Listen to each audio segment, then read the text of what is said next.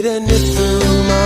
စပီအသက်ရှင်စရာလေကိုသာရှိုက်သွင်းမောစာလောင်လို့အပ်လို့မျိုးငါဘဝသေးစိတ်တစ်ခုလုံးမင်းချင်းငါမနေတော့ကိုတတိငါ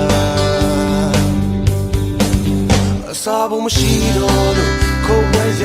သူလုံးမင်းကိုလည်းငါချစ်ခဲ့တဲ့ချောင်းမရဘူးကွယ်မျက်စိကန်းနဲ့လူတယောက်ကဘာတပတ်လမ်းရှောက်ခံလို့ဒုက္ခရရ